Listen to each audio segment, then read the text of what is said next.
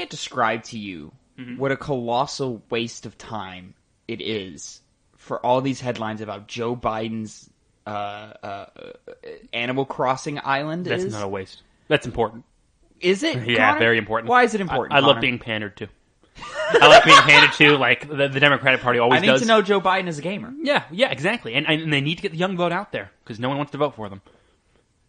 Jesus Christ, what a fucking sham. But have you been to his island, though? It's pretty nice. Did you go to his island? I don't have Animal Crossing. Did you buy yourself a copy of Animal Crossing New Horizons? Just to see Joe Biden's island? Boy, did I. I loved it. A bunch of Biden-Harris signs all over it. And I'm like, okay. Who cares? Yeah, who cares? I mean, I'd rather go see my friend Michael's mom's Animal Planet place more than Joe Biden's. Cause probably good traffic for them kind of funny boys, though. Yeah, they did that, didn't they? They were ahead of that. Did they head that? They seemed like they were the ones that took charge and did it. Listen, I would do it too. Would you? Just like, yeah. Joe Biden wants to sponsor a video and get all these eyes on my shit? Fuck yeah, dude. Oh yeah, from that angle, yeah. Yeah. That'd bring in some money. Well, it'd bring in eyes. Which would then bring in money. Possibly. Does anybody care, though? Like... No. This one such does. Like a non-candidate thing. Like, if it was like... No one cares. No one cares. Like, but it's... I would be more interested in seeing Chrissy Teigen's island than I would fucking Joe Biden's. I wouldn't want to see either of them. Joe Biden has never touched a Switch in his life. You know, they did this a while ago. Like, not with Kind of Funny, but with Animal Crossing in general. I think he's touched it the second time. Maybe? Biden? Yeah. Him and Harris did one a while ago. I saw Cortez get in on it. But that makes sense, because Cortez is 34 and Animal Crossing is her shit. Is she 34? I thought she was 28 or something. Oh, you're right. Yeah. No, well... 29 or she's going to be 35 by November of 2024. Oh, okay. Well, either way, she's not a 60-year-old, 70-year-old man. So... Isn't he like 78 or something? He probably is, yeah. I was actually confused whether he's 80 or 70. I hate this. Well, it's having... But Connor, you know what I don't hate? What are you not hating? Doing this podcast with you, buddy. Oh, thank you. So that was genuine. It was genuine. That was, a great time. I was expecting the intro to like. No, I don't. You know what I do like? This episode of the podcast, but you didn't do that. Thank you. Well, I was going to, but you cut me off.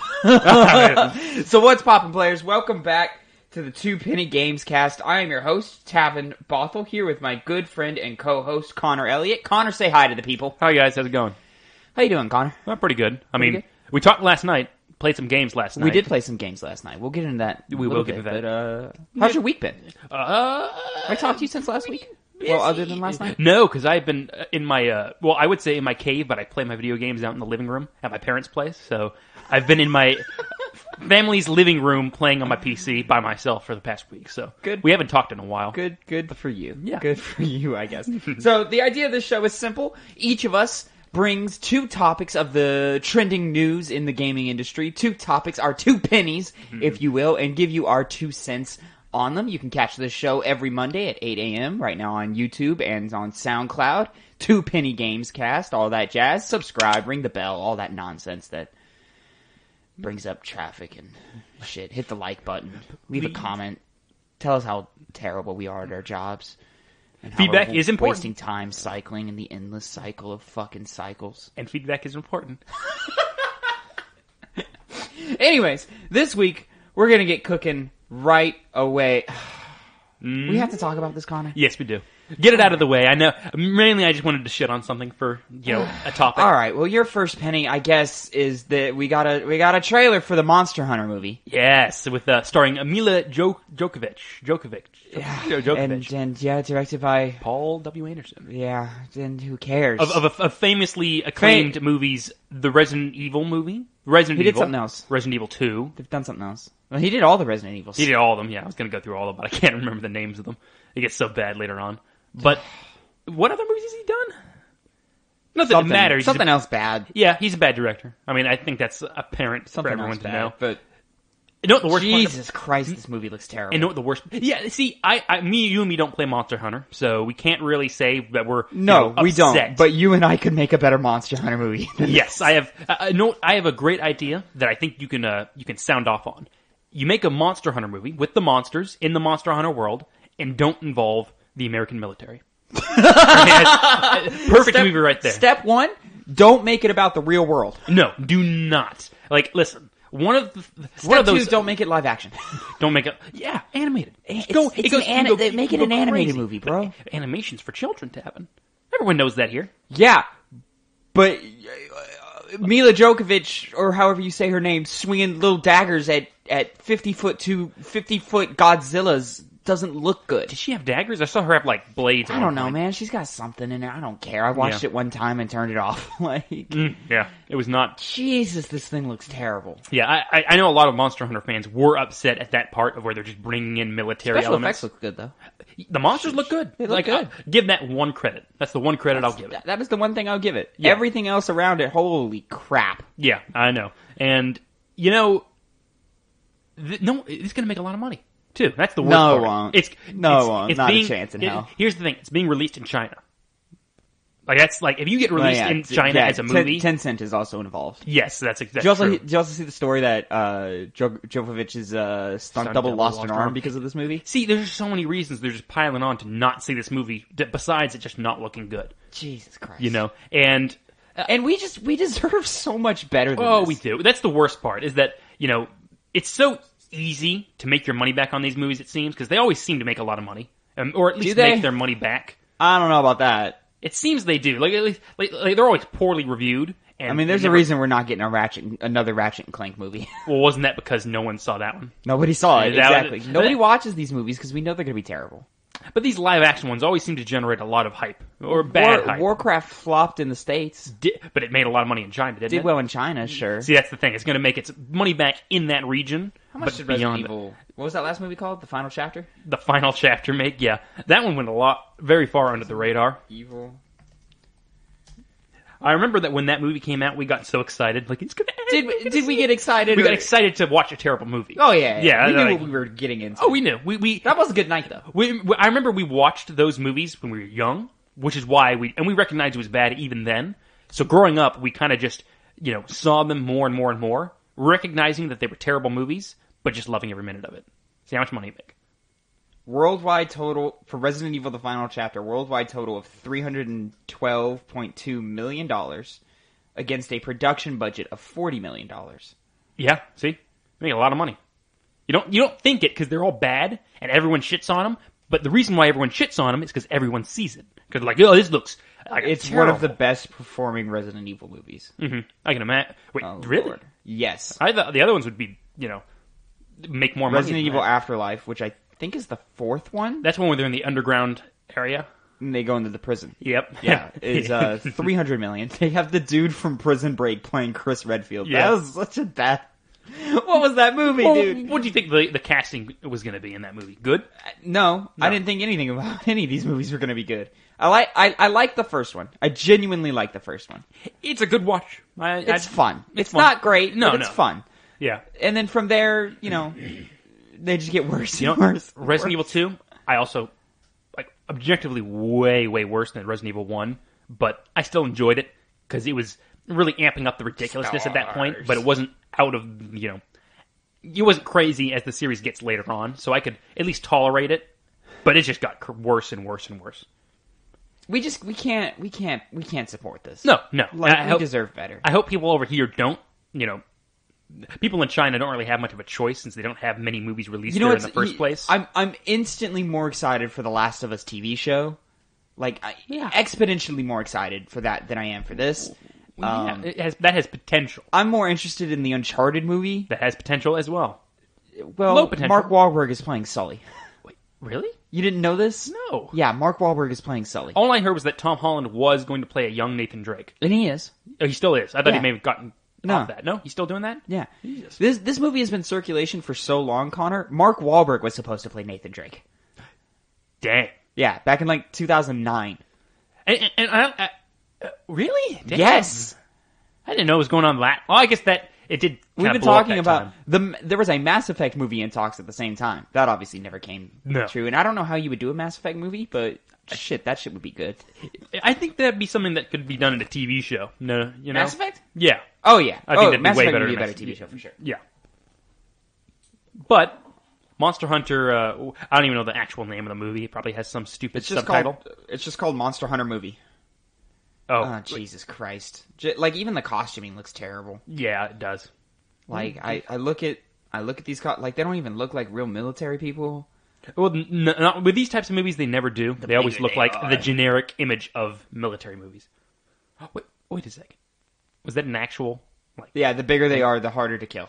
Those are lines that pop up in the trailer. They couldn't even get the phrase right.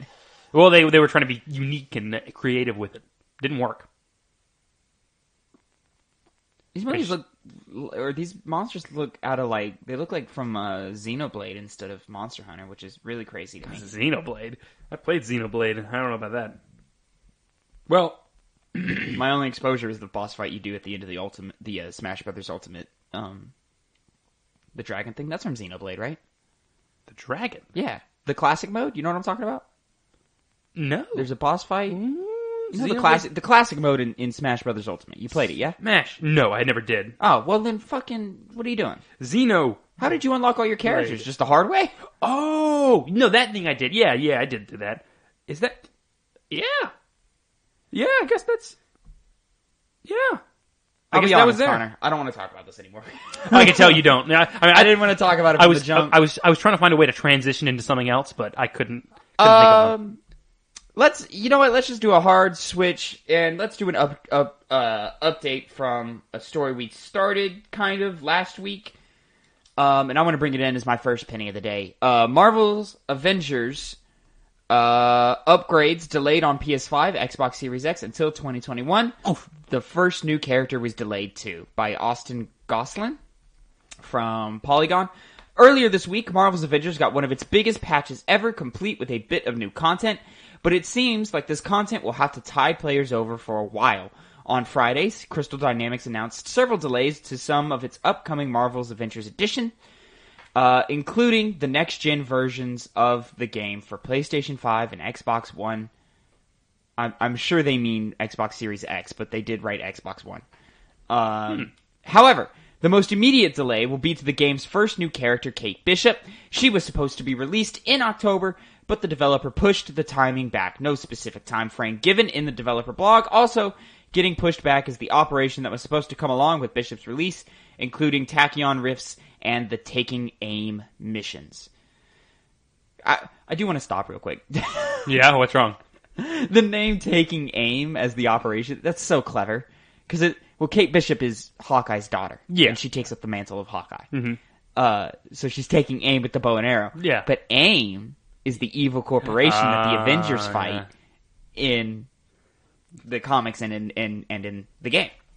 So taking it, it's clever. It's clever. Whoever wrote that, pat clever. Yourself on the back. I'll give him that one. You did good on that one. Only because it's tied to a Hawkeye character. If it wasn't, then it wouldn't make sense. No, it wouldn't. Yeah. Okay. I'll give it that. Yeah.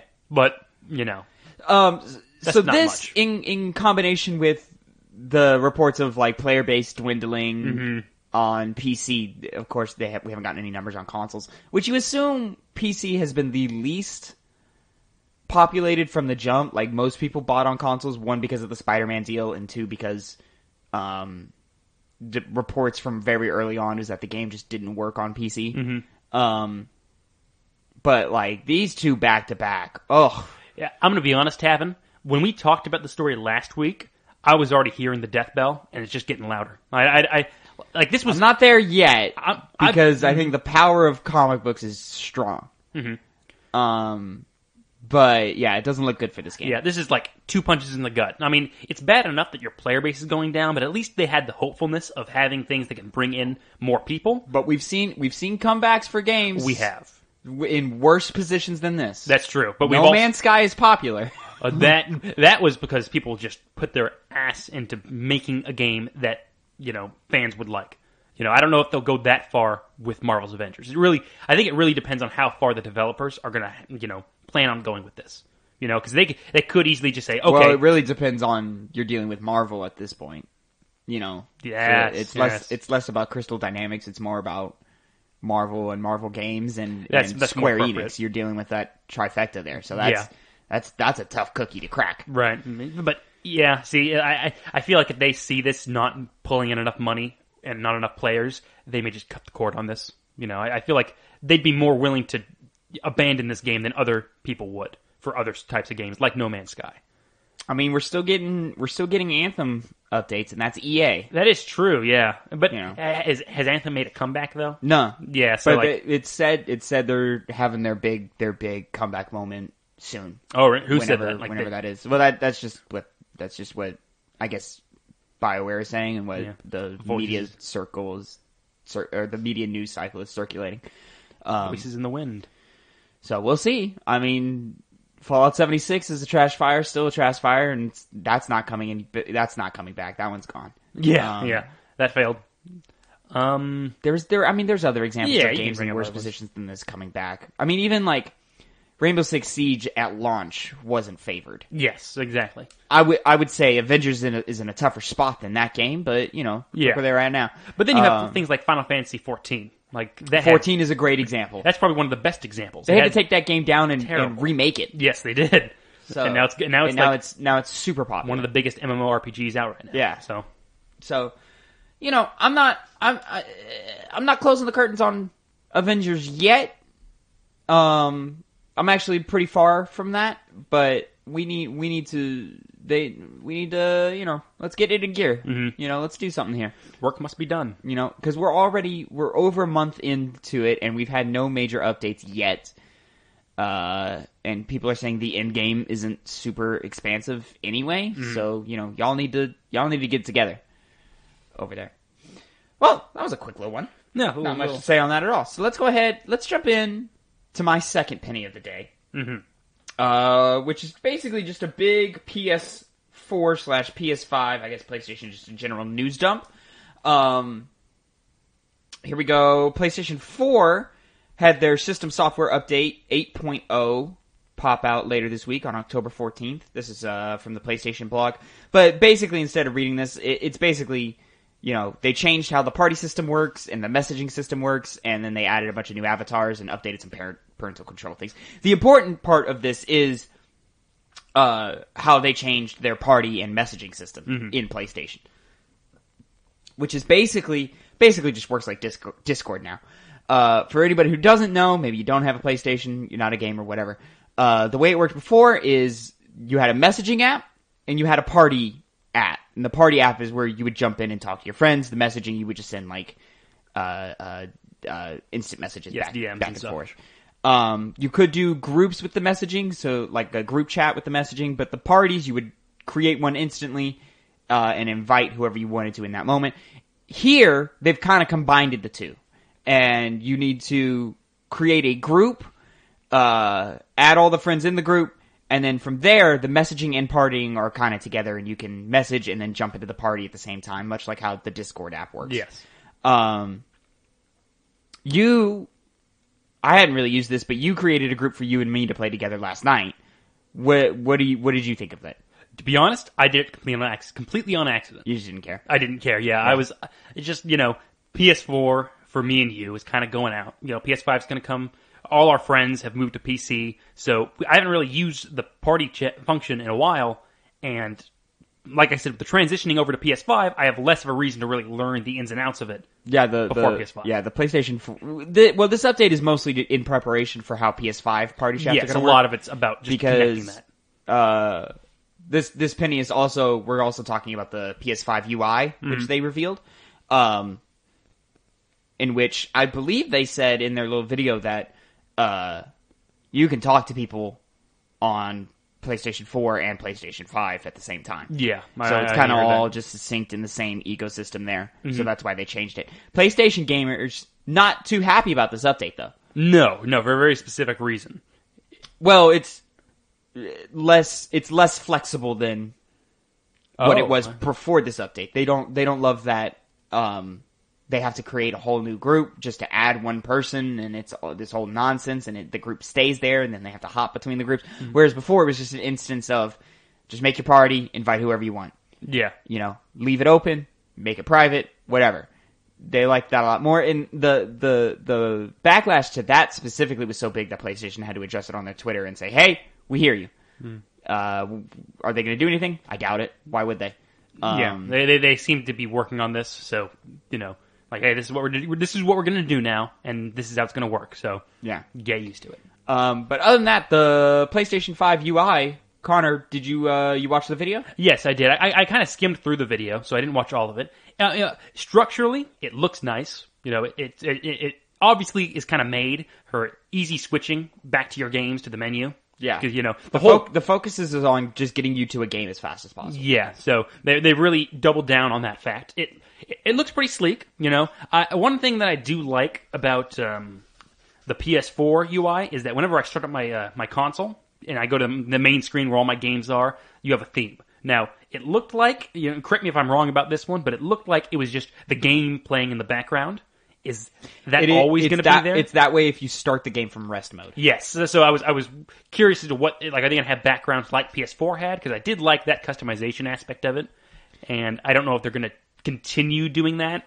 They may have said something in the video, but like I said, yeah, I'm of a mixed bag with this UI experience. It doesn't have the flash or the flare or really the character that other PlayStation home screens have had in the past. No.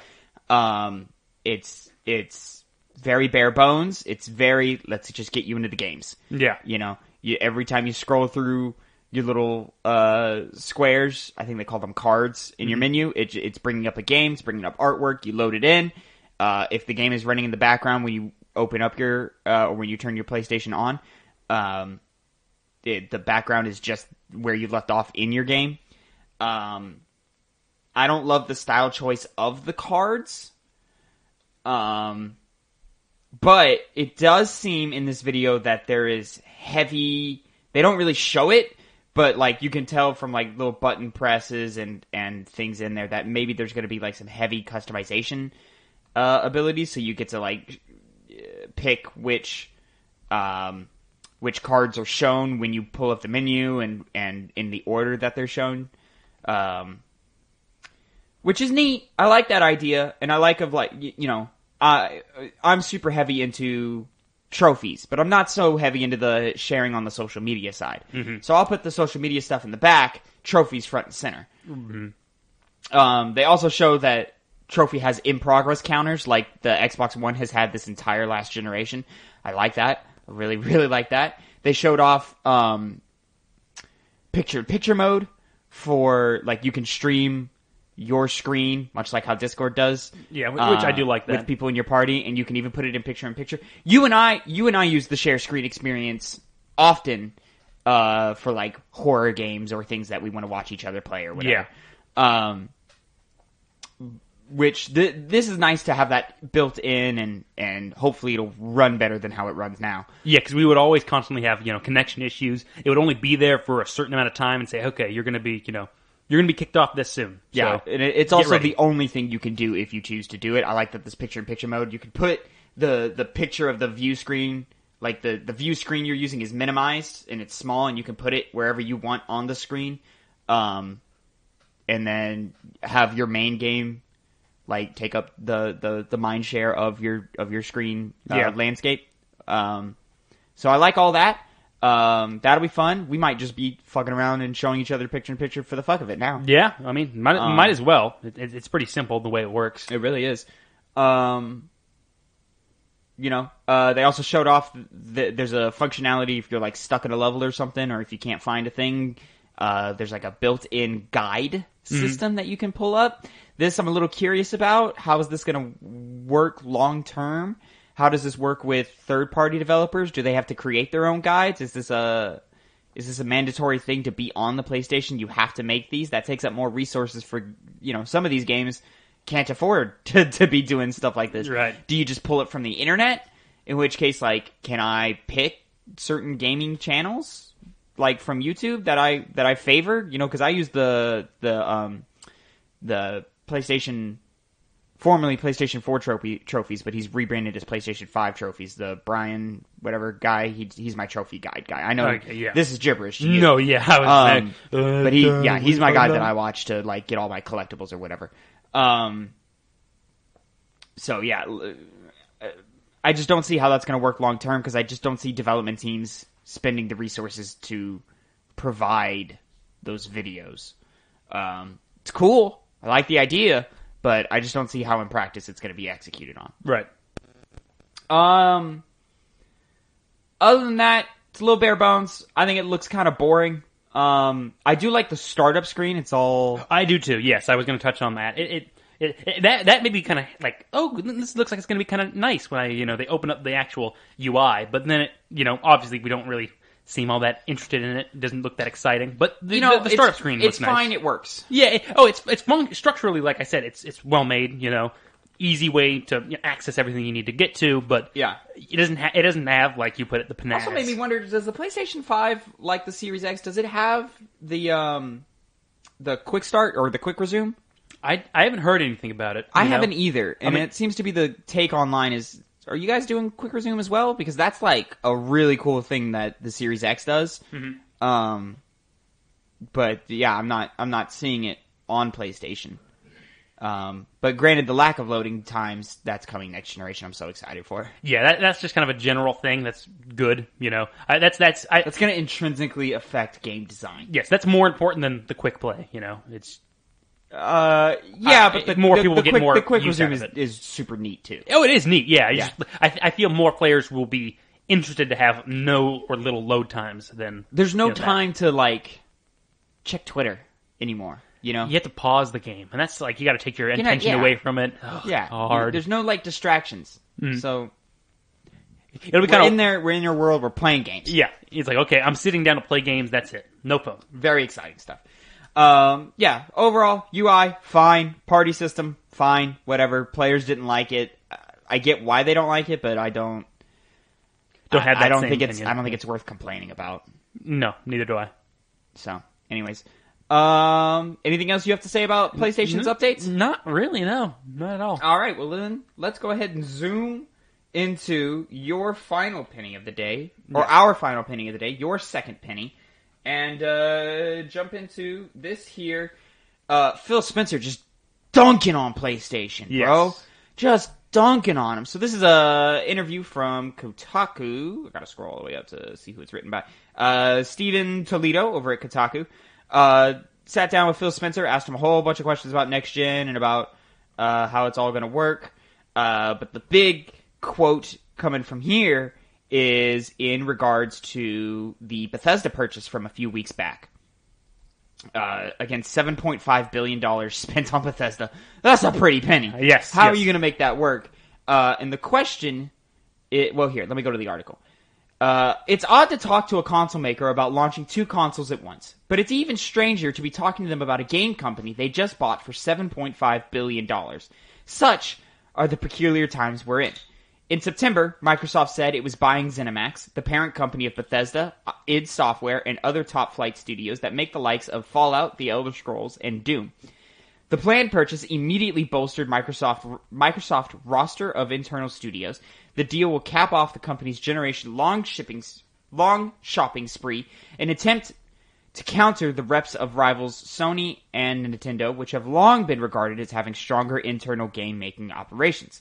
The expanded roster of games also gives Microsoft a lot more content to bundle into their popular Netflix-style Game Pass subscription service and offer via xCloud, the company's game streaming service, which lets players access games remotely and play them on phones, tablets, and other devices.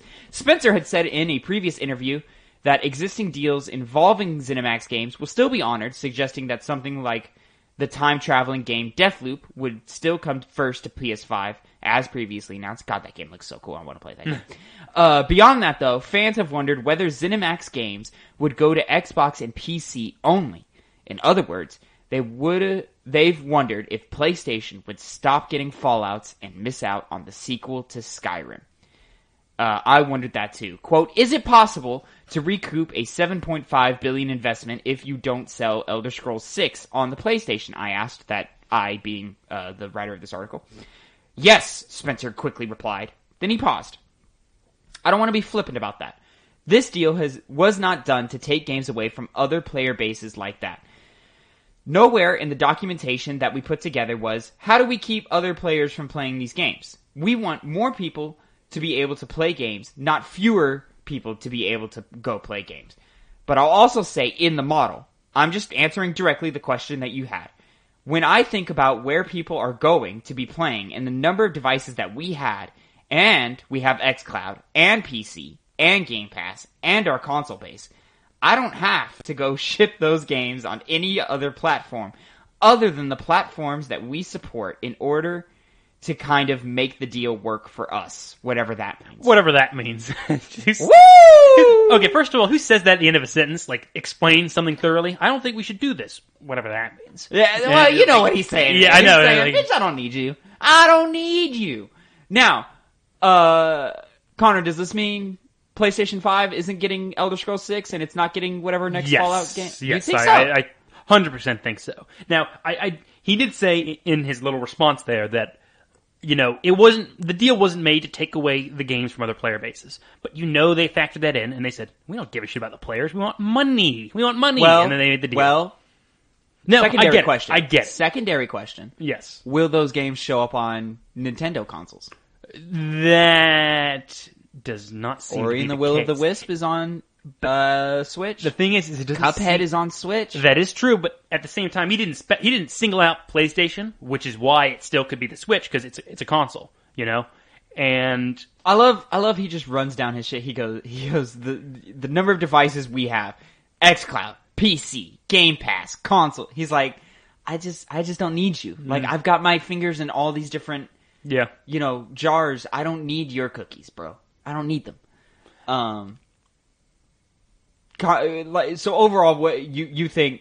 Nah, No. PlayStation's getting cut from this. it definitely looks that to be the case. That and Nintendo Switch, I believe, because Nintendo, when someone thinks of an Elder Scrolls games, and any Elder Scrolls game, they're not going to want to play it on Switch. They're going to want to play it on PlayStation, Xbox, or well, PC. you assume we're getting a new Switch thing with some power behind it. We could here soon. But even if that were to be the case, it's it makes it seem like he's not going to be doing that. Now, I don't know what kind of deal Nintendo may have with them. Yeah, if they have any at all.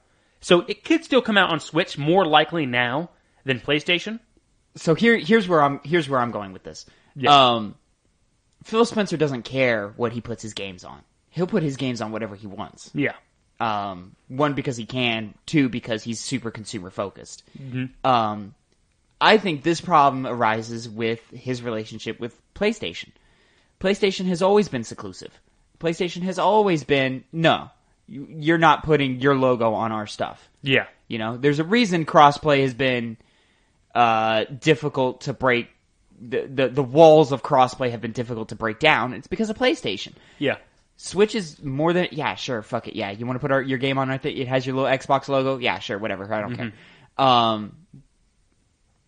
Crossplay between consoles and PC have long been a thing. Mm-hmm. It's getting these console manufacturers to talk to each other. And it's been very clear that it's not on Xbox's side as to why we're not getting them to talk to each other. It's very much been clear PlayStation has always been an asshole about it. I believe it was the Rocket League guys say, hey, yeah, we could have crossplay on in a day. Mm-hmm. Like, we would just have to flip a switch. It's PlayStation blocking you. There was that time a few years ago where Fortnite was crossplay for a little bit. Mm-hmm. By accident. They accidentally linked everybody up. Yeah. So to me, it would be stupid not, because you assume let's go ahead, I'm going to go ahead and make some grand assumptions. PlayStation 5 is going to be the market leader again this generation. One, they've got the games. Two, they've already got the mind share. Three, Xbox doesn't have a reason to buy the new console.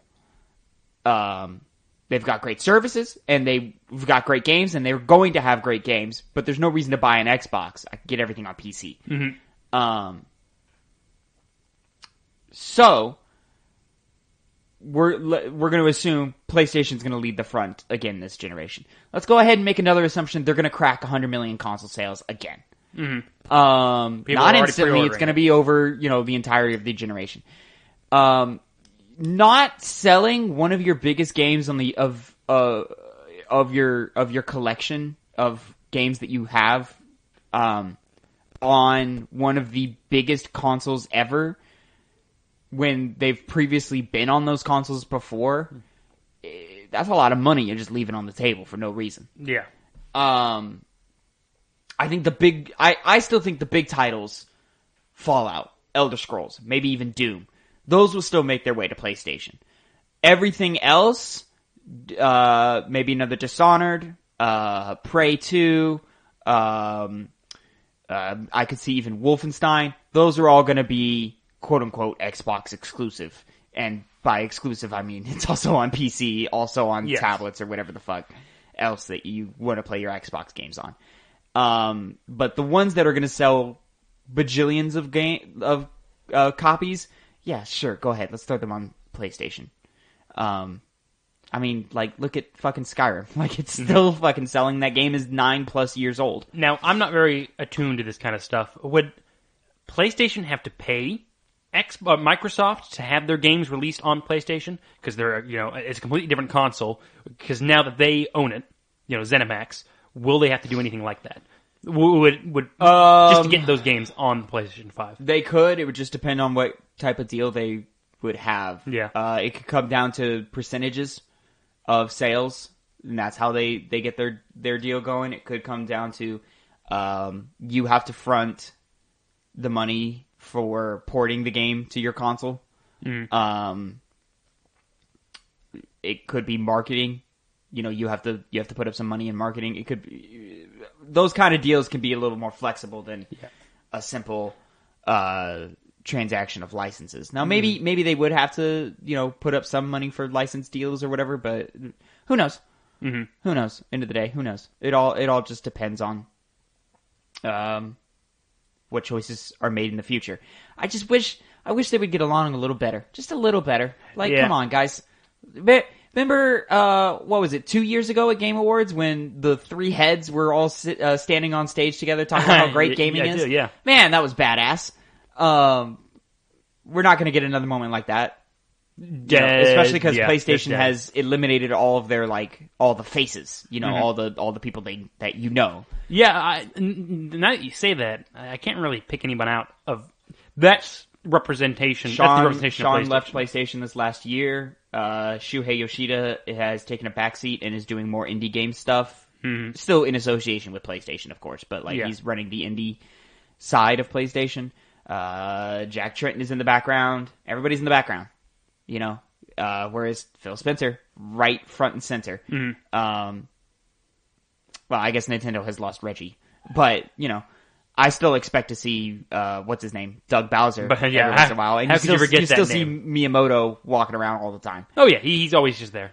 So yeah, just a solid dunk on him though. Just saying, hey, just so y'all know, I don't need you. Yeah, $7.5 billion. That's a lot of money, but y'all gon' buy Skyrim sequel, and he's right. We're gonna buy it. Yeah, we're gonna buy it. Even though Bethesda has been, kind of especially with their work with Fallout 76. And a little bit of the disappointment of Fallout 4. But with Elder Scrolls 6. Jesus. Elder Scrolls 6. They're still not getting for a long time because they've got their Starfield, yeah.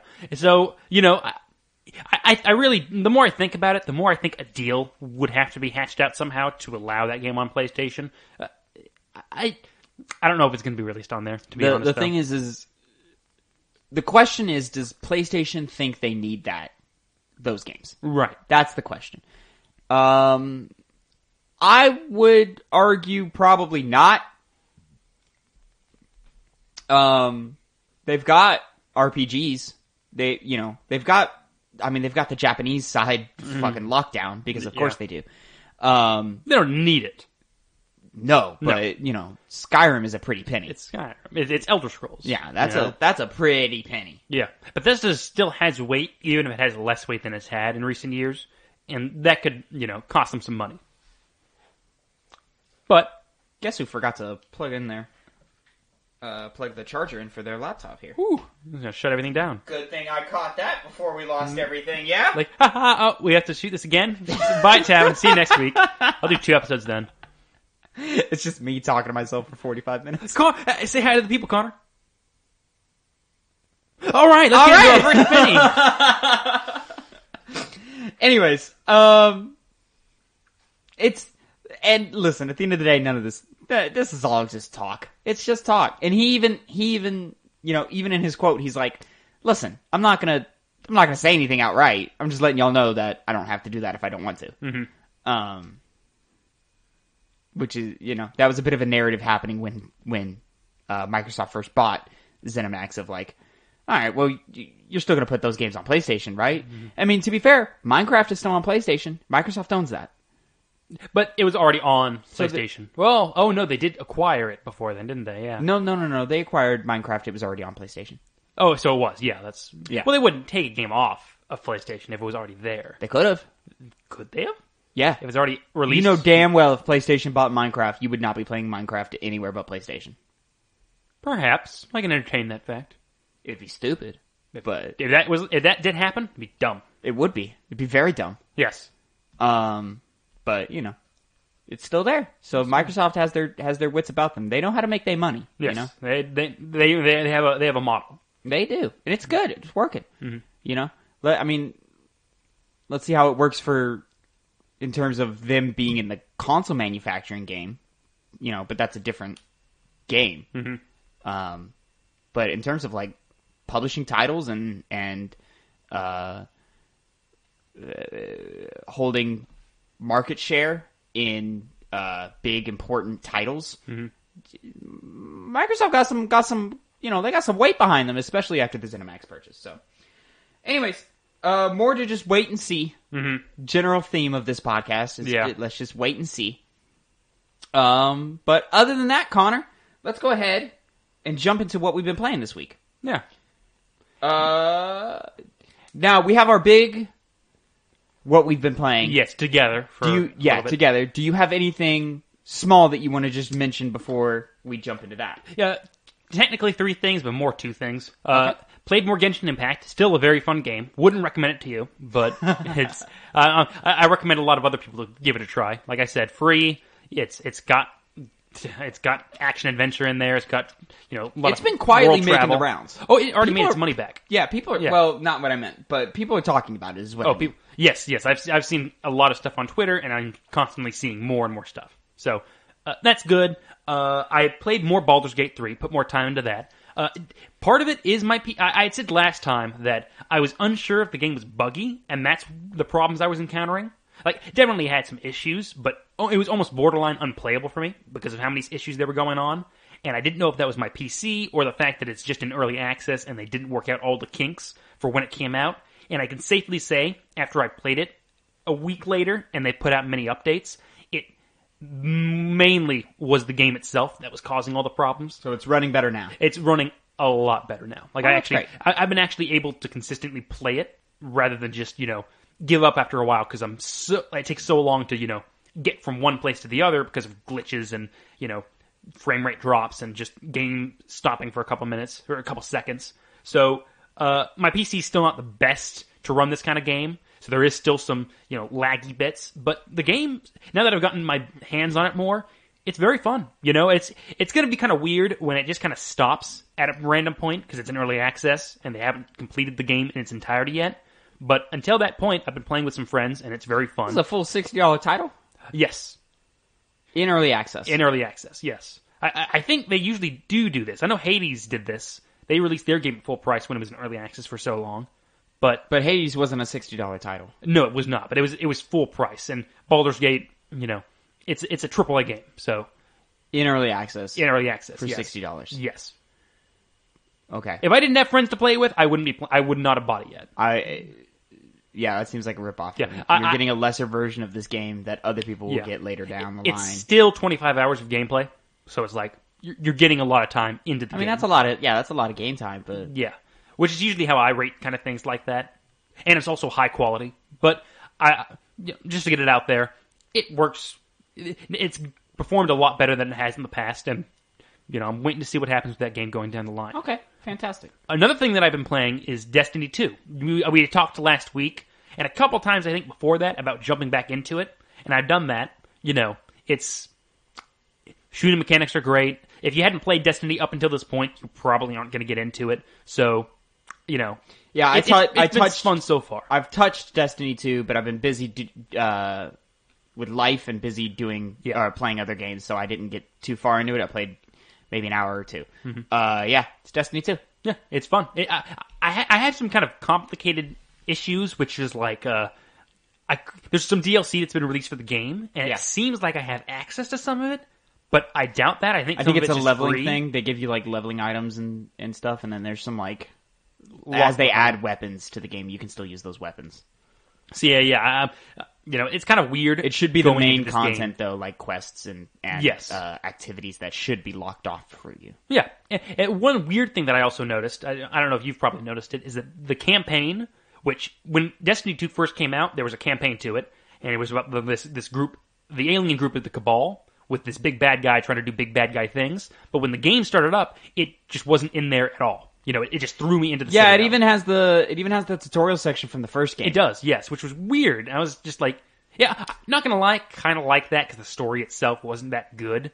But it was weird jumping into a game that had a story at one point and had a beginning point. And now it's just kind of not there. Yeah. Now you're just I was running around doing activities, doing random quests. I don't know. Yeah, I didn't understand that either. Maybe we just haven't played enough. Maybe it's still there. Maybe surely there's a way to get it. Well, another weird thing that happened was that I booted up the game. I did the tutorial that you talked about. I turned off the game, and then when I went back to it later on, it was a new like little mission that I had to do right from the get-go, introducing the taken enemies and a new quest line, and then it threw me back into the game as it was, which was also really, really weird. And it made almost no sense. Strange. Yeah, very strange. But it's a fun game. Play it more. Yeah. I'll play. Yeah, I'm gonna play some more. At some point this week, if I don't get distracted with other things. It's just a more casual game, so I'm just kind of casually, jumping in whenever I want. Mm-hmm. I don't have anything new to talk about this week. I played more Hades, played more Mario Galaxy, and I chipping away at that Persona 5 Royal Platinum. What's it going to take for you to get into this fucking Royal game, Connor? A little while. Because you love Persona. Yeah, I do. I think I just haven't had the drive to go play it more. Can I be honest? Yeah. I think your choice to play it with a guide was a mistake. Yeah. And I think that's what's because you can get your quote unquote perfect ending without pretty easily. Yeah, right. In that guide, and you can even platinum it in one playthrough with minimal effort. I agree. That's an error that I was taking part in. I'll when I get back to the game. That's not the reason why I haven't gotten back to the game, but when I do, I won't be doing that anymore. I wouldn't say restart because the beginning hours of those games for a gamer who's already played the game is kind of rough. I've already done the first palace. There's no reason for me to go. Oh yeah, there's no reason. I mean, it's Persona gameplay. Like, what are you missing here? But so let's go ahead and jump into our big game that we've been playing. I'm gonna go ahead and call it our kind of our review. Yeah, of this. We played enough of it, substantially enough to speak about it. Yeah. A little bit of an asterisk because there's elements to the game we haven't fully. There's also elements that aren't out yet. No, there's not. So and that's weird. So what we're talking about is Ghost of Tsushima has put out its new Legends mode. Yes, aka multiplayer. Yeah, their co-op multiplayer free mode, which surprised us when we got our hands on it because just as a precursory. We knew it was free when it was announced. But the precursor, combine that with the precursory opinion that I have, it's good. It's work put into it. And it's good. They could have charged money for it. It's quite good. Yes. So basically, what this is, it's a co-op mode. They've basically split the abilities you have in the main game down into 4 different classes.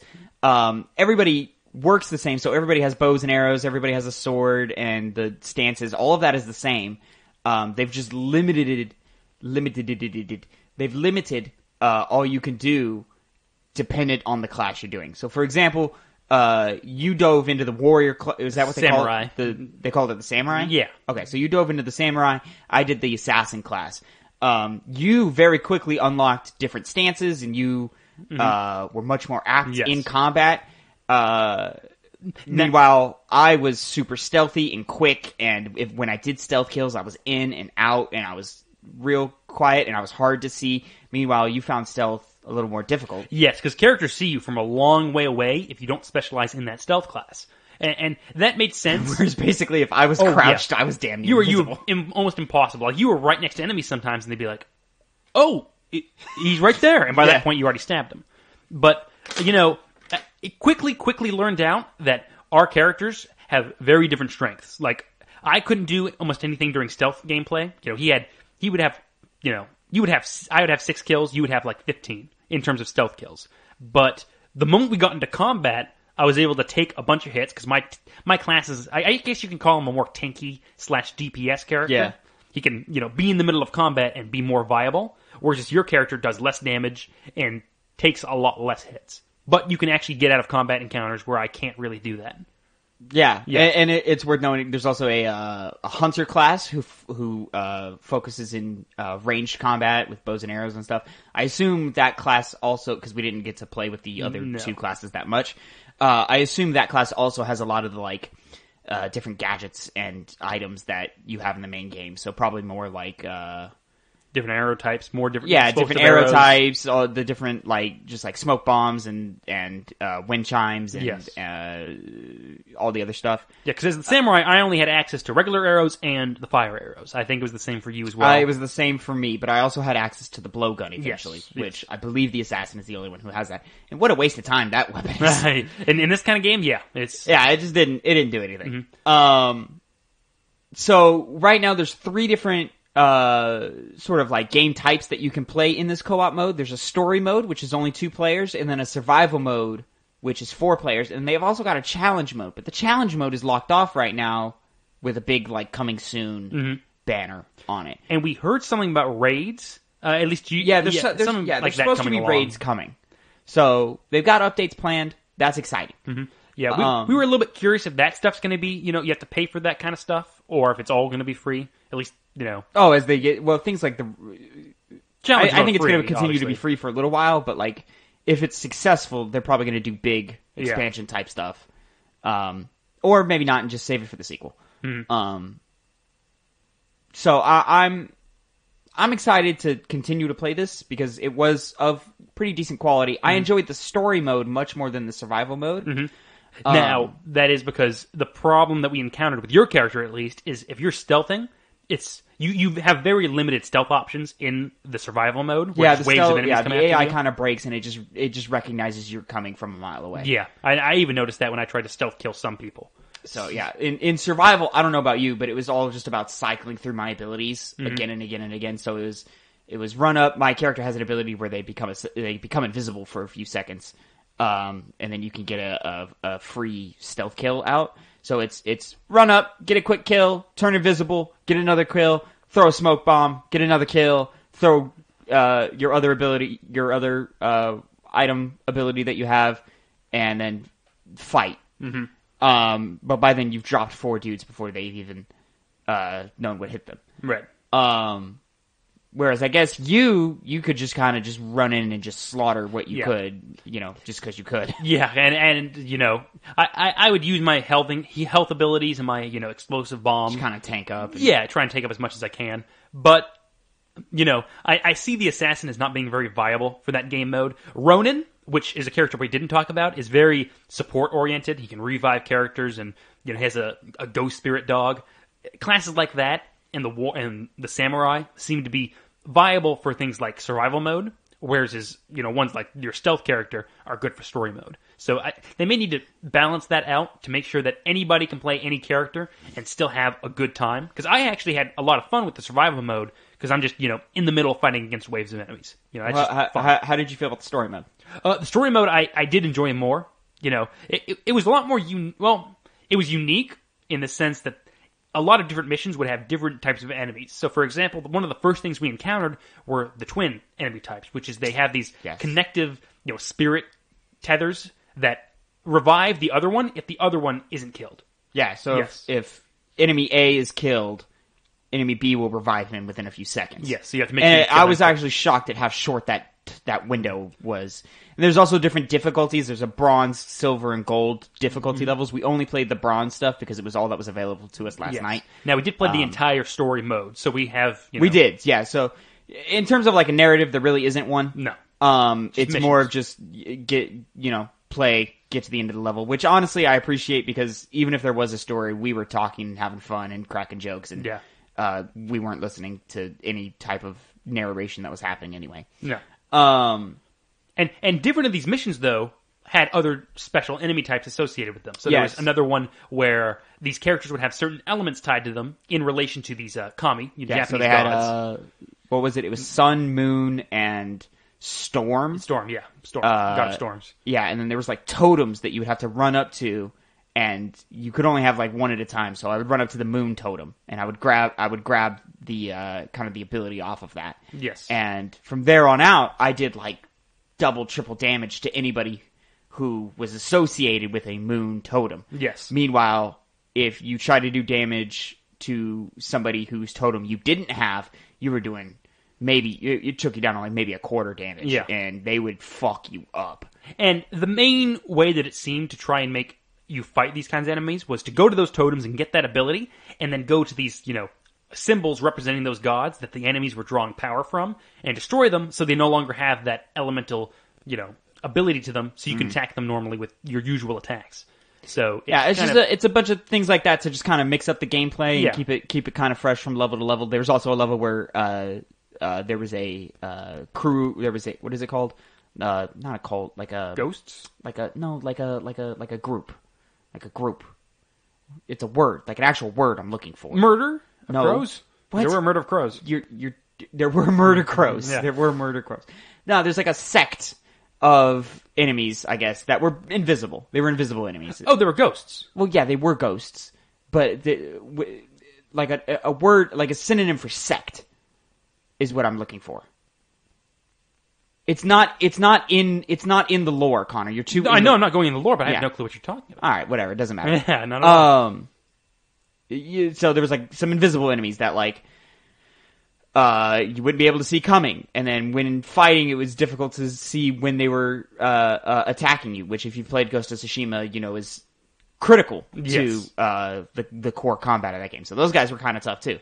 It was just all kinds of stuff like that to shake it up and keep it kind of fresh and creative. I'll also say the aesthetic of this co-op mode, at least in the story mode, the survival where they kind of just dropped you in a map, or they dropped you in a segment of the map from the main game. And the story mode recycled elements of that too, but it was like they had things floating in the air and like kind of like different Fog aesthetics effects to kind of like set the mood and different things. And honestly, I wish the main game was like that. You kept saying that while we were playing it. Yeah, this is the game you wanted when you saw Ghost of Tsushima. I wanted it to be kind of spiritual and weird and kind of psychedelic, like all that type of stuff. Because that's like when Sucker Punch gets weird, I think they're fucking badass. The Infamous series, awesome. Because it was just, let's get weird. We got dudes with weird powers. Let's go. Mm-hmm. There was an expansion for Infamous 2 in which you become a vampire. Yeah, I remember a bunch of vampire stuff, and that was dope. And it was all Halloween themed. Sly Cooper, from level to level, would have different aesthetics and would be different really worlds wacky and settings and stuff, and that was always dope. So when Ghost came out, and though Ghost is very stylized in its own way. A stylized that I love, which I still prefer stylized to the in terms of how they treat colors. Yes, which I love. It is a beautiful game. Don't get me wrong. The more grounded setting of Ghost disappointed me as a personal fan of Sucker Punch games. Mm-hmm. So seeing this weird shit happening in this Legends mode, like beating hearts, like giant beating hearts that like blood fell to the ground and like. Was connected through the vines and the trees connecting to each other. Yeah. That was really cool to see. Giant demon statues that floated in the air. Limp bodies that were, frozen in the air and stuff. And like all these like different lightning effects and snow effects and stuff. Though mechanically you and I didn't love the invisible enemies, what they aesthetically did to the world was super intimidating and scary. Very, very, very. So you had to watch wherever you were going. Yeah, and it was badass to just be in that kind of world of like just this crazy creativity, and I wish the main game was more like that. That's a personal critique. That doesn't take away from how great Ghost of Tsushima as a main game is, because it's a great game. Mm-hmm. So I loved that about the story mode. I in terms of like this versus the survival mode, a more focused experience, tailored experience, to me, is always going to be more fun than just throwing waves and waves of enemies at you. Especially in the way that the waves are being thrown at us in that survival mode. But yeah, overall, I thought this was a great expansion. Yeah, and I'm looking forward to see how they expand upon it. Yeah, you know, and I want to go back to it. I want to go play the higher difficulties. Yes. I'm expecting huge jumps in difficulty. We'll probably get our asses. I'm expecting that gold mode. You probably die in one hit. Oh yeah, that might be a bit extreme, but I'm expecting something crazy. Yeah. Like that. Well, you do level up as you go along, so you'll probably have more. Yeah, that was deeper. We didn't even touch on that. We didn't. You're right. That was deeper than even I thought any of this was going to be. There's character customizations for all 4 characters with a bunch of different suits and masks and sword kits and stuff. Something that I looked at though is that all of the masks. You and me haven't beaten Ghost of Tsushima yet, the main campaign. All of the masks are connected to the Jin's campaign. Not all in the base game. I thought all of them were. No, everything I looked through. No, you can definitely not get the masks for the assassin. You can definitely not. Those are not in the main game. Okay, that makes sense then, because the samurai ones were all base game stuff. Yeah, so because the masks for I don't know if you saw the one I had at the end. It looked like that was cool. No, yeah. Oh my god! And I unlocked 2 at the very end when we were signing off that are creepy as shit. What are they? I didn't put them on because I didn't like them in comparison to the mask I had. But there's like one where it's like it looks like I've got faces all around my head. Ah, yeah, that's cool. It's like 6 faces just circling my head. It's really creepy looking. I forget what the other one is. But it was another like I think it was just like a more generic like demon face with like a weird like Japanese mustache, like you know with like the mustaches for the masks that they're basically like just like whiskers. Yeah. It was like that, but like a like demented or a distorted demon face with it. Looked really creepy. A lot of customization to this. Yeah, game. there's even like effects you could put on your blade, so every time your blade moved, it like shot out some leaves or it shot out blood, which I look forward to getting. When we I want to play with those because those look cool. I do want to jump into some of the other characters and play around with those. The upgrade trees were expansive, or I shouldn't say that. They were more expansive than I thought they were going to be. They're not bare bones. They're not bare bones. Say it. Each capitalizes on the strengths of each character that you play as. Yeah, but they can also deeper into the tree. You can see that they can kind of play off of each other pretty well too. Very yes. So I'm excited to see how all of that is going to work out. Yeah. So I want to play that story mode because it was what 9? No, it was 9 hours. Are you gonna say? No, God. No, is it like? Well, I was gonna say it was like 10 missions or something like that. Yeah, 9. I think actually. I think yeah, right. 10 actually might be better. I don't. I don't care. Yeah. So I want to do it at least one more time through Silver because I think that's where like the real fun and check because we kind of just breezed through it. And I feel like Silver is that like nice medium mode in which we have to work together to win and not lose because we kind of like just kind of did whatever we want. We did work together here and there, but for the most part, you would fuck off and go run over to the other side of the camp and draw a bunch of attention, and I would go around the sides and just stab people. Yeah. So yeah, I'm thoroughly impressed with this mode, and the value it adds to Ghost of Tsushima as a package, really, really like increases the amount that I enjoyed this game. Yeah, it has replayability, which is what you kind of want with these kind of things. Some pretty good replayability. I want to see what those challenge modes look like. I'm interested in the raids because those were like one of my favorite things in Destiny. So I'm assuming it may be pretty similar in that way. I'm not super interested in jumping into that survival mode again, just because it just seemed like some like button mashing stuff, and that's not what's fun about it. That also does have difficulties as well associated with it. Bronze, yeah, silver, so maybe and the gold. higher difficulties you got to try a little harder, work a little better as a team. There may be different maps. We only played on one map, so I don't know how many there are, if there are any more. I did enjoy the tweaks they made to every map to get you from place to place. Yes, a little faster. A lot of like things to swing off of, to get to the different capture points quicker that you had to defend. But yeah, overall, really, really dug this new Legends mode, and I want to play more. Yeah, I will as well, too. We'll play sometime later on. Will we, Connor, or will you just flake on me again? Because we were supposed to play Friday night. That was one time. But you flaked, and I knew you were going to flake. Now, in fairness, I did have previous plans set up to play Baldur's Gate 3. The only reason why. And then you know what, Connor? Honestly, Connor? We could have been playing the Silver mode, and we could have had an official review. This is just kind of like a mostly. It's official. We could have had an official hey, this is our full things, but you flaked on me like a fucking bitch. We put 3 hours into it. That's fine. That's all we need. Honestly, yeah, 3 hours is fine to get a sense of what the game's like. We know what it is. We would have wrote it off or said it's amazing by that point with 3 hours of the game. It's really good. It's very good though. Yeah, really that's good. the general consensus. Worth time. I would even say it's worth just getting the full game just for that. I mean, I think you'd be a fool. To buy $60 for that? Yeah, totally. Well, I mean, to buy $60 and then just ignore the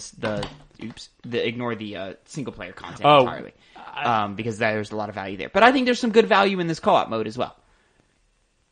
That maybe not $60, but I wouldn't say $60 just for that, but good. What do you think the chances maybe they'll do they'll siphon it off and you can play this Legends mode for $30-$40? They would make money off of that, I think. I think so too. Mm-hmm. I think so too. So, good game that Ghost of Tsushima. Yeah, we should really get back to it. And finish it. We have no reason to not finish it. Yeah, good reason. Good reason. Yeah, I mean it's just so big. Well, it's gonna narrow down. I'll tell you that. It's gonna what? Narrow down. Oh, I see what you're saying. Yeah, I don't know. Well, kind of. I mean, yeah. How are you feeling? Where about do you suspect Ghost will land in your top 10 this year? If it lands, which it's gonna land 100%. It'd be kind of silly to not put this game in your top 10. Final Fantasy VII Remake's still number one. Of course, it's probably not going to go away. No, even Cyberpunk may not put it down. Now, that being I think said, Cyberpunk's the only one that has a chance of dethroning our respective number ones.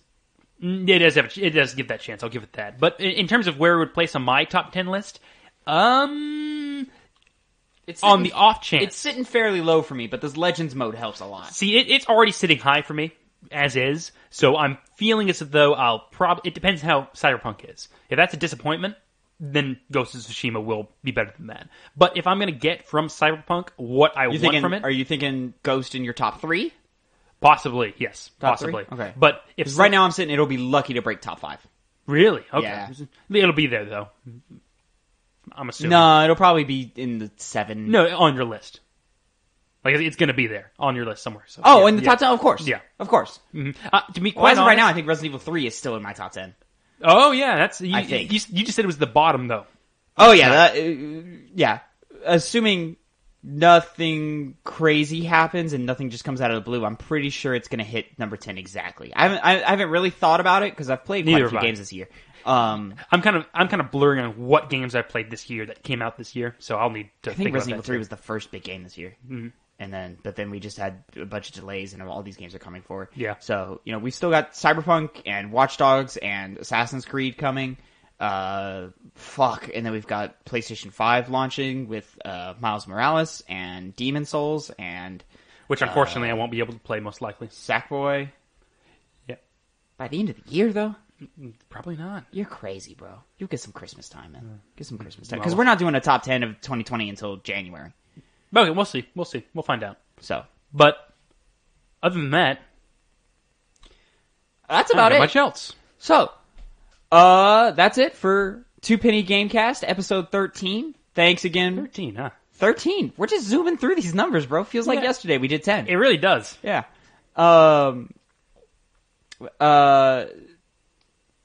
Threw me off track. Where was I going? Oh, episode 13. Thanks for watching, listening, all the pizzazz. We're Mondays, 8 a.m. every week.